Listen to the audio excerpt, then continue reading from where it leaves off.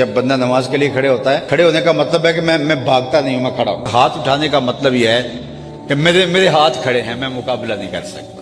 پھر اس کے بعد کانوں کو ہاتھ لگاتا ہے، اس کا مطلب ہے میری توبہ۔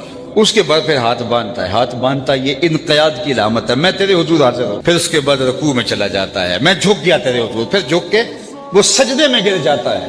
اور انسان کے اشرف اعضاء سر میں ہیں، دیکھنے قوت آنکھیں سر میں، سوچنے قوت دماغ سر میں، بولنے قوت زبان سر میں، سونگھنے قوت ناک سر میں، اور سر مالک کے در پہ، اور ناک رگڑ رہا ہے زمین سے، ماتھا رگڑ رہا ہے، اور قولن کیا کہہ رہا ہے؟ سبحان ربی الاعلی۔